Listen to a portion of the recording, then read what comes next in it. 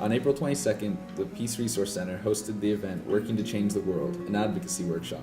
The speakers included Hector Aspilcueta, Stephanie Spotto, Stephen Goings, and Yvette Sanchez.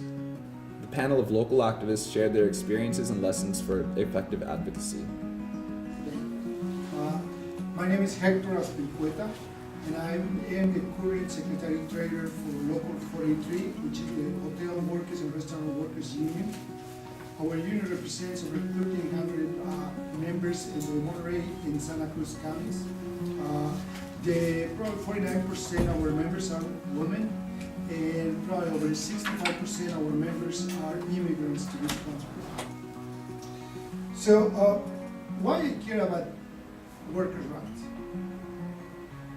I'm a worker, right? I was born under a working class family.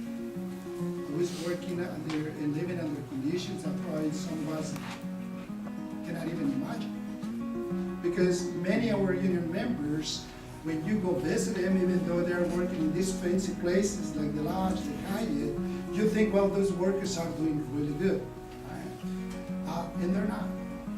They're not. They live paycheck by paycheck. I've put the word struggle in singular in the title, though I realize that there are many struggles. There are struggles against neoliberal encroachments on university learning, struggles for worker rights, struggles against the police targeting of homeless women, struggles for affordable housing, struggles for access to clean and safe drinking water, and indigenous struggles against environmental destruction. In some struggles, the stakes are higher. If we lose the fight against fracking, we'll likely see the devastation of huge areas of our local environment, including the disappearance of clean groundwater and of water for our area's food and agricultural needs. In Scotland, Bulgaria, England, California, and everywhere else I have organized, I have learned from people struggling for their ideal world within their own communities. For that moment when you lose your home, squatted or rented, to eviction. When your comrades become part of your community, you don't have to go through these things alone.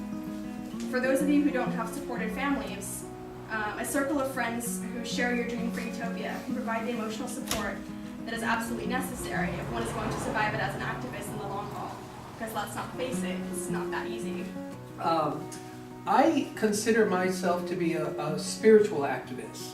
And so it is my spirituality that informs me and that moved me to activism. As a gay African-American Christian, I experienced a great deal of discrimination in my youth for any one of those three things, depending on what community I was in at the time. So that is one of the things that I try to do. I try to create opportunities around me where I will go into places where people are, where I can have a completely opposite opinion about someone, because I'm wanting to see where it is that they're coming from.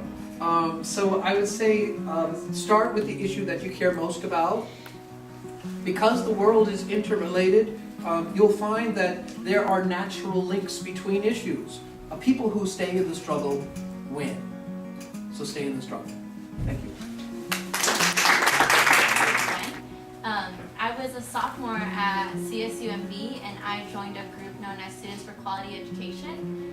And so I joined Students for Quality Education, and pretty soon Occupy CSUMB came around, and we were doing sit-ins in the library to get extended hours, and protesting with the California Faculty Association for them to get fair wages. I've been involved with our on-campus National Association for the Advancement of Colored People. I am currently organizing around the facilities use policy, which is something that's happening at CSUMB in regards to students and unacceptable forms of expression.